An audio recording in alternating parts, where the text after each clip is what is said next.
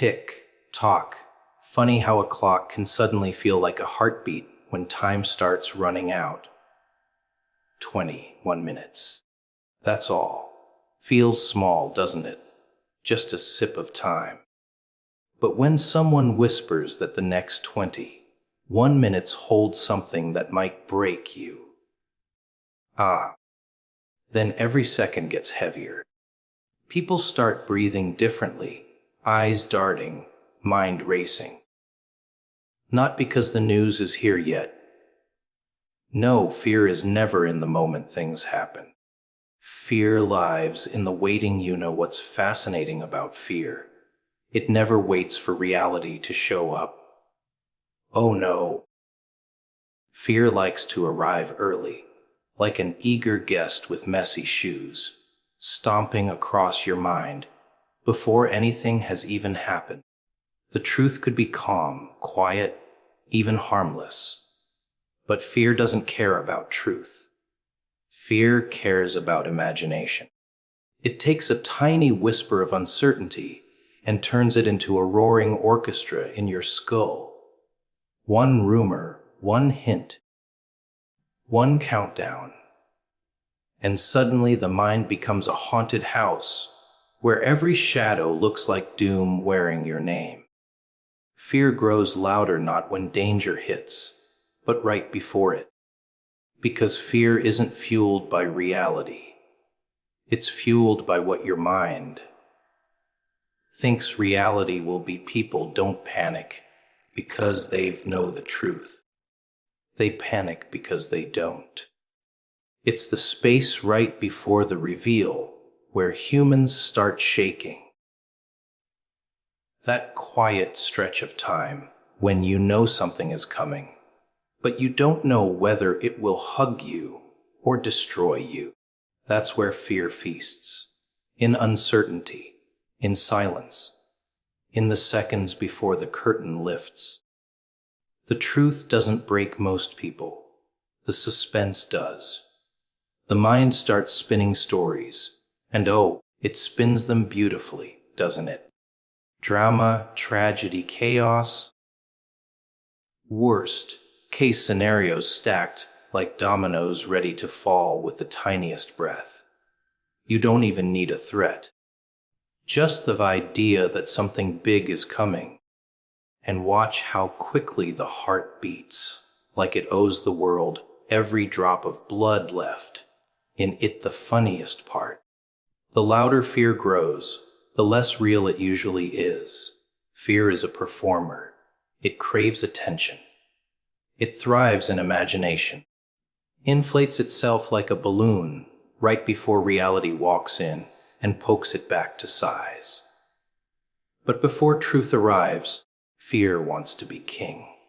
It whispers like poison silk, making you believe the floor beneath you is cracking even when it's perfectly still.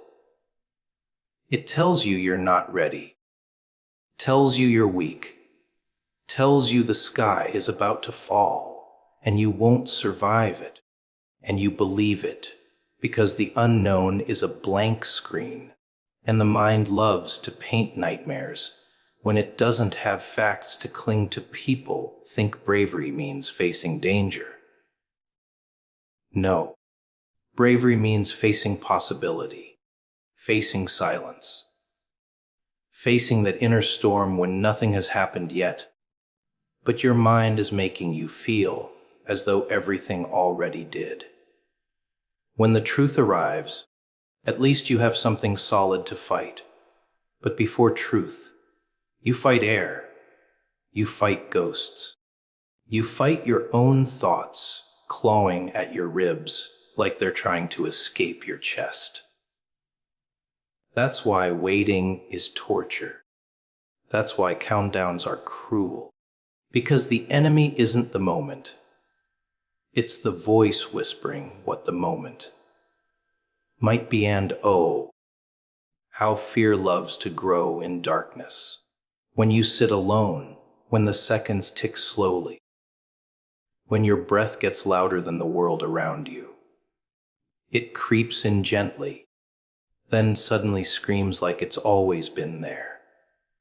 Your palms sweat, your mind races. Your body braces for impact you haven't even seen. You feel the blow before it lands, sometimes before it even exists. Humans break themselves with prediction long before life ever gets a chance to try. Fear doesn't need truth to hurt you. It just needs time and silence and a tiny doubt to chew on. And it grows fangs out of nothing. You know what truly separates strong minds from fragile ones. It's not who stands tall when chaos hits. It's who stays calm before it does. Who breathes when their brain is begging them to gasp? Who sits still when fear is dancing in their skull? Who refuses to let imagination become executioner?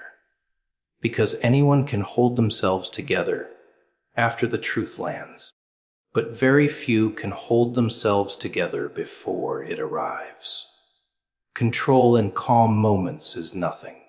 Control in anticipation, that's power, that's discipline. That's the kind of mind the world can't break easily. Fear doesn't grow louder because the truth is scary.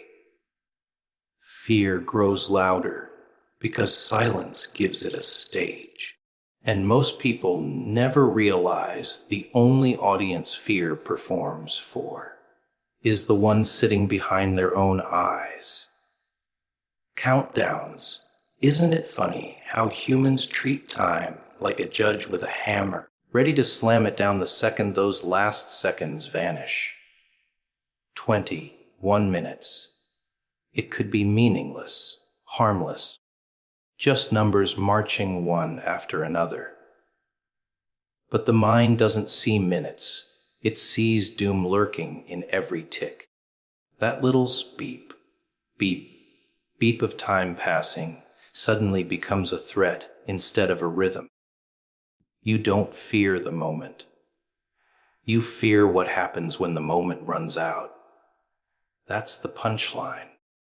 Time itself does nothing. It just sits there, neutral, bored, moving on whether you're laughing or trembling. But you give it teeth.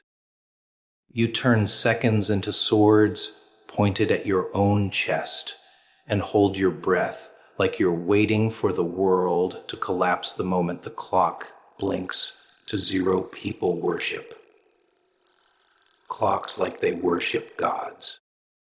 They place their sanity in a set of numbers glowing on a screen. You only have this much time left. This will happen at exactly this hour. And suddenly, everything feels heavier, sharper. Why? Because humans need deadlines to feel scared. They can't stand not knowing of when the punch is coming. So when you give them a time, they cling to it like it's prophecy carved in stone. But here's the trick. The clock doesn't care about you. It isn't racing toward your doom. It's just moving, ticking, existing. You're the one sprinting in circles because someone whispered, when the timer ends, something big will happen. Oh, the imagination lights up, doesn't it? Burning like gasoline poured on a nervous mind, and as those minutes fade, the body starts doing that adorable little panic dance. Your heartbeat turns into a drummer boy who drank too much caffeine. Your lungs forget how breathing works. In, out, too fast, too slow. You start gripping things, tapping your foot, swallowing nothing like it's poison. The world feels suddenly fragile, like if you speak too loud the universe might crack, all because you decided time wasn't just passing. It was preparing for something grand, terrible, earth-shaking. Funny how the mind loves drama. It builds disasters from whispers, It turns a clock into a bomb, even when there's no fuse, no wires, no threat. Just dread dressed up as destine. You ever notice how the last minutes always feel louder? How you can sit through hours just fine, but the moment you get close to the end, oh, suddenly everything inside you screams. 10 minutes left, 5 minutes left, 1 minute left, and now. Now every second feels like a drumbeat inside your skull. Time doesn't change pace, you do. Because anticipation is a monster that eats patience first, logic second, and sanity last. And once it starts chewing on sanity, oh, things get interesting. Every sound becomes suspicious. Every thought starts whispering warnings. Every possibility feels like a threat waiting to pounce. The real joke is that you don't even know what you're afraid of. You're scared because you decided something bad is coming. It's like waiting for a punch in a dark room that may never come, flinching before anything touches you. People like to pretend they're scared of consequences. They're actually scared of waiting, scared of that suffocating space where they know something might happen, but can't control when or how. You see, control, that's what this is all about. The moment a clock starts ticking towards something unknown, you realize you don't hold the reins.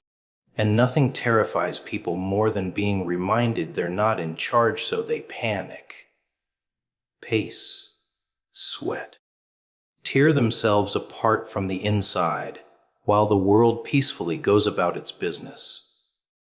Imagine being broken not by what happens, but by what else might happen. Humans always crumble before the event more than after it. They suffer twice. Once in imagination, once in reality, if reality even bothers showing up. The countdown isn't cruel by design. It's cruel because you fill it with expectation, fear, prophecy. You turn harmless time into a psychological execution chamber, waiting for the blade that may not even exist. Minutes don't break people. Anticipation does. The quiet before impact, whether impact is real or not. And in that quiet, minds twist, hearts race, and people become their own tormentors, while time simply keeps walking, never looking back, never flinching, never caring, just marching forward 1 second at a time. Hope. Ah, now there's a delicious little parasite. People worship it like a holy relic, polish it, cradle it, whisper to it every night before they sleep. Things will get better. Something good is coming. They cling to it like a drowning person hugging driftwood, knuckles white, breath shaking. But hope, oh, hope is a tricky creature. It doesn't stab you in the dark like fear. It doesn't scream in your ear. It just smiles, sits beside you, and promises a sunrise while quietly sharpening the knife behind its back. Because hope doesn't break you at the start. It waits. It lets you rise, let your guard down, paint your dreams on the ceiling, and then it pulls the floor out from under you. Then it laughs while you scramble for the same walls. You trusted you know what's truly funny. People think hopelessness is what destroys them. No, no, no. Absolute hopelessness is easy. It's quiet, numb, almost peaceful. You stop fighting. You stop expecting. You accept the dirt, the darkness, the end. There's no more roller coaster when the ride has already crashed. But hope keeps you strapped in. keeps the ride moving, keeps your heart climbing the hill and waiting for the drop. You think you're rising toward glory, toward light, toward some grand destiny, and then suddenly gravity reminds you it always wins. Hope isn't comfort. It's suspense wearing perfume, and there you sit, telling yourself you're special, chosen, destined for something meaningful.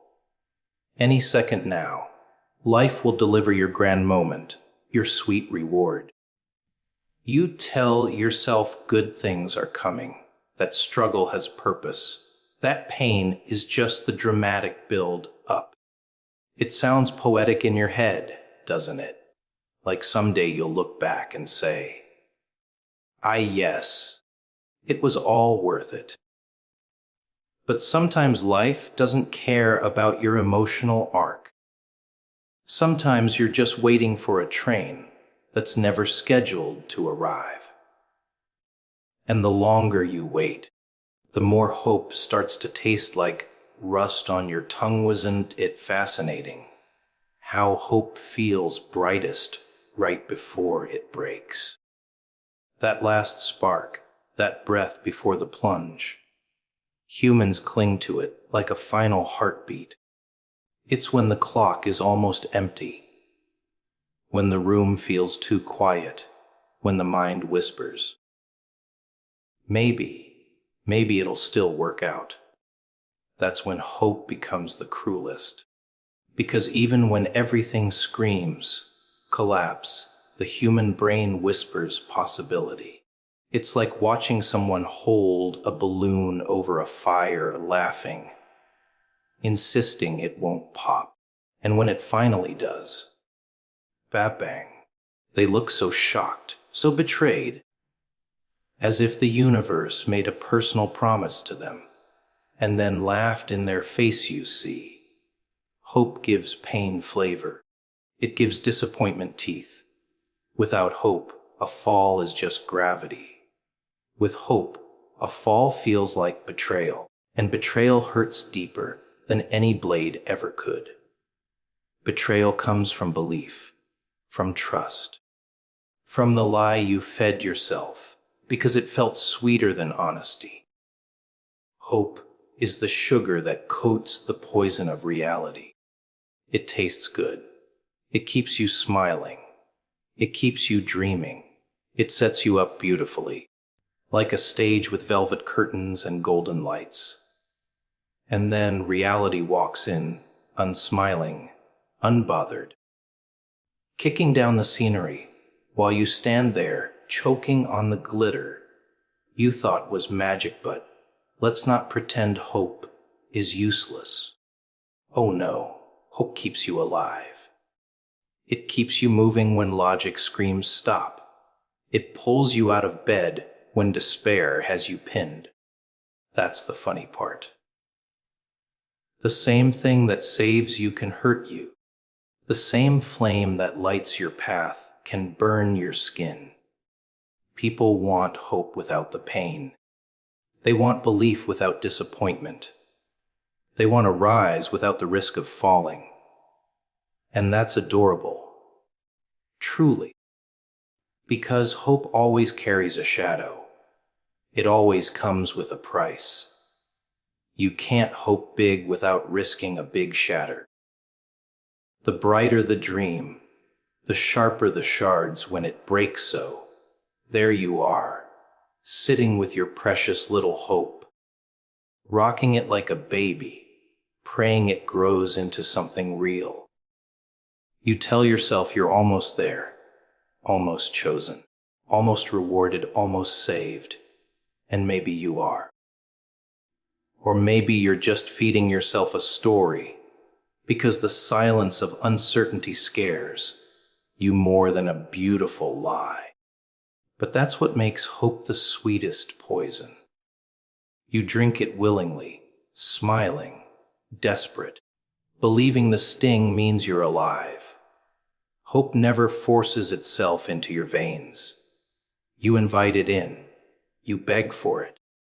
And sometimes, just sometimes, it loves you back, right before it reminds you how fragile you really are. Urgency. Ah, the world's favorite panic button. It's fascinating how people suddenly become alive when they believe they're running out of time. Give them years, and they sleep through life like lazy cats in the sun. Give them minutes, and watch how they claw at the walls, gasp for air, scramble like someone lit a fire right under their soul. Isn't that hilarious? When there's all the time in the world, nobody moves. But whisper, you don't have much time left. And suddenly hearts start pounding like they've got purpose. Not real purpose, mind you. Panic disguised as purpose. The rush doesn't come from meaning. It comes from terror. From the idea that something is about to end, and they haven't done enough, seen enough, been enough. Humans don't chase meaning. They run from regret, terrified it will catch them first. You ever notice how urgency doesn't come from truth, but from pressure? Someone shouts, hurry, and nobody even asks why. They just start moving. Run first, think later. That's the dance. The world has trained you beautifully. Push a little time scarcity into your brain, and you turn into a frantic puppet. Pull the invisible strings, and those lovely little survival instincts wake up screaming. You don't pause. You don't question. You react. Urgency makes people sloppy. It steals logic right out of their pockets and leaves them shaking, panting, pretending they're focused, when really, they're just afraid of the clock strangling them. But here's the beautiful twist. Urgency isn't real. It's a trick, a whisper, a tightening around the mind, not the world. Time is moving the same pace it always does. There's no drum roll in the sky, no cosmic countdown dangling above your head. But you feel one anyway, don't you? You imagine a fuse burning, sparks racing toward some grand explosion. You create the danger in your head. You assign value to seconds. You build a cage out of imaginary deadlines and then scream when the walls close in. You become the prisoner and the warden all at once. Self-inflicted panic. Magnificent. Really look at people when they think they're about to lose something. Control, safety, stability, reputation. Suddenly they care.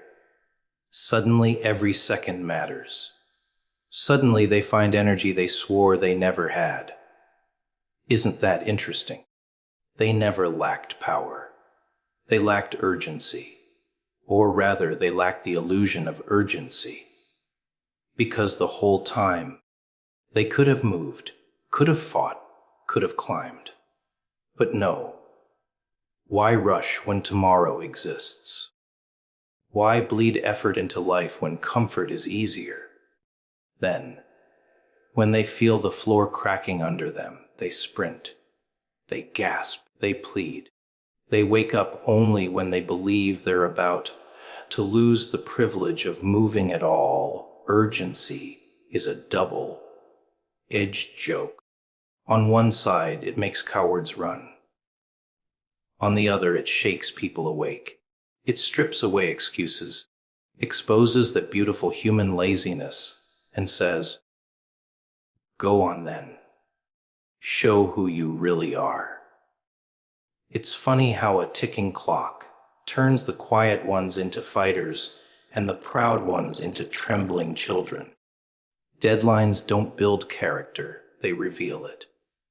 Remove time and everyone pretends. Give a little pressure, and masks fall off faster than pride can grab them. You start to see who's disciplined and who's just been hoping life wouldn't demand proof. People love to say, "I'll start when I have to." Adorable, as if the universe sends polite reminders, as if life knocks kindly and waits. No, life likes to kick doors, rip rugs out from under your calm little feet, and then there you are scrambling in chaos, swearing you'll do better if you survive the storm. But storms don't negotiate with procrastinators. Pressure doesn't reward the unprepared. Urgency only feels like torture when you've been asleep too long. Those who were awake, those who moved before the clock started screaming. They don't fear the countdown. They own it. While the others panic, they breathe. While others sprint with shaking legs, they walk with intention. They don't need seconds to scare them into motion. They create motion themselves. Funny thing, urgency feels like fear to some, but to others, it feels like ignition. It's the spark for minds too sharp to wait. The ones who realize life isn't guaranteed. Time isn't promised. Clocks don't owe you anything.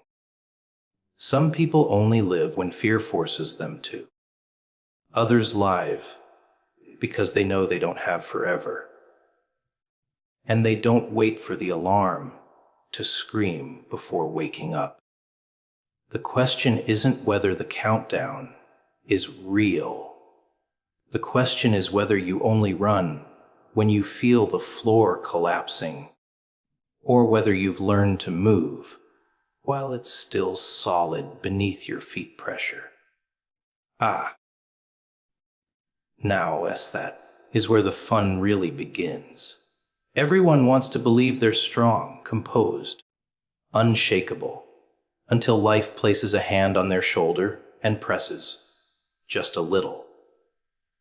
Suddenly the breath shortens, palms sweat, and the mind starts doing acrobatics it was never trained for.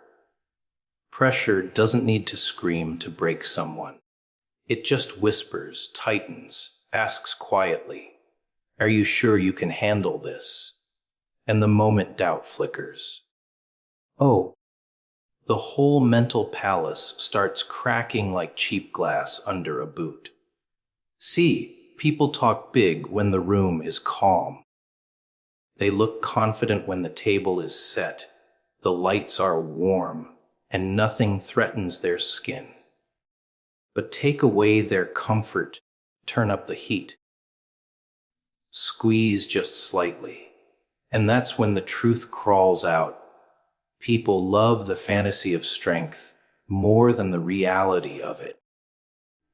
They boast, they puff their chests, they say, "I can take anything." Yet the smallest tremor in their world, and suddenly they're chewing their lips, pacing floors, praying, not to gods, but to certainty, stability, predictability. Pressure is the great revealer. It strips illusions faster than a magician ripping cloth off a table.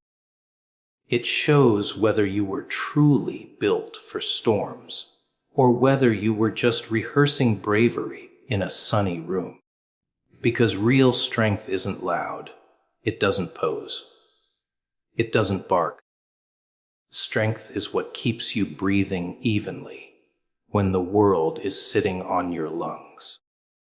Strength is silent, just like panic before it erupts. Ever seen someone crumble before anything even hits them? That's pressure at its finest. No calamity yet, just the Zwar's possibility of one. And they start shaking, unraveling, exploding inside themselves, while the outside world hasn't even blinked. That's the magic. Pressure rarely needs reality. It feeds off expectation, imagination. What if? Minds don't collapse from events, they collapse from anticipation. You could tell someone the sky might fall in 20 minutes and watch them fall apart faster than any sky ever could. Pressure doesn't harm the body first. It eats the mind. It gnaws at self-trust, bites at confidence, tears at that thin layer of sanity we all pretend is welded steel, when really it's held together by fragile little emotional strings. You want to know when people show who they are, not when they win. Winning is easy. Smiling is easy. Laughing is easy when life is kissing your forehead and handing you gifts. No. Watch people when they're cornered. Watch their hands when they don't know what to do. Watch their eyes when the answer isn't obvious. That's when you see whether they think or panic, whether they breathe or break. Some collapse like paper in rain. Some scream, blame, beg, search for someone else to hold their fear. And then there are the rare ones. The ones who grin when pressure tightens. Who lean in instead of pulling back. Who feel the weight and don't shatter. They sharpen but don't misunderstand. Everyone feels pressure, even the strongest. The difference is what they do with it. Weak minds let pressure suffocate them. Strong minds turn pressure into clarity, like diamonds forged in heat. Weak minds panic because reality suddenly doesn't behave. Strong minds smirk because chaos is simply honesty without makeup. Pressure isn't your enemy. It's the most truthful mirror you'll ever stare into. It shows you whether your confidence was real or rented, whether your courage was muscle or costume, whether your calm was discipline or just a comfortable nap disguised as wisdom. You ever notice how people suddenly find excuses under pressure? It wasn't the right time. I wasn't ready. This isn't fair. Oh, how poetic. As if fairness ever signed a contract promising to appear when needed. Pressure doesn't negotiate. It doesn't ask if you slept well. It doesn't care if you're tired, scared, overwhelmed. Pressure arrives like a rude guest, kicks your door in, and sees if you stand or collapse right there on the spot. And most, they fold. Not because they lack time or talent or opportunity, but because they never train their mind to breathe under weight. See, life never asks politely, "Are you prepared?" It drops challenges on your chest and watches whether you choke or adapt. People think they hate pressure. They don't hate pressure. They hate discovering they weren't as strong as they pretended to be. Pressure doesn't ruin you, it reveals you. And that's why most fear it. Not because pressure hurts, but because pressure exposes every crack you hope no one would see. But here's the trick. Those who learn to welcome pressure, who treat it not as punishment, but as proof they're alive and in the arena, those are the ones no countdown, no news, no ticking clock can ever truly break choice. Oh, that's the real stage, isn't it? Not fate, not destiny, not some cosmic script written in glowing letters across the sky. No, no, life doesn't whisper instructions in your ear like a friendly narrator. It throws moments at you, hands you a coin, says quietly, "Flip it, decide," and then watches with wide eyes as you tremble over something as simple and as terrifying as choosing. People romanticize fate because it gives them permission to blame someone else. It was meant to be. I had no control. Cute. Really. But the truth is far more unsettling. You choose. You always choose. Even when you think you're trapped, even when you swear life cornered you, even when the clock screams and your knees shake, you choose. And most people hate that, because choice comes with responsibility. And responsibility means you were the architect of your collapse or your rise. You know what terrifies people more than bad news? The knowledge that they must respond to it. That they can't just sit there, frozen, pretending time will make the decision for them. Time doesn't decide. It exposes. It reveals what kind of decision maker sits inside that skin you wear. Some freeze like rabbits staring at headlights, praying the world blinks first. Others panic, thrashing around, making noise instead of choices. And a rare few. They narrow their eyes, inhale slowly, and choose. Not because they're fearless, but because they understand that waiting is just surrender disguised as patience. Choice is power, but only if you accept that power burns when you hold it. There's this lovely little irony. People scream for freedom, beg for autonomy, chant about control, but hand them a moment where they must decide. And suddenly they long for chains, for orders, for a voice telling them what to do. Freedom isn't soft. It isn't romantic. True freedom is brutal because it demands that you carry the weight of your own decisions. No scapegoats. No excuses. Just you and the consequences you crafted like a sculptor working blindfolded. And oh,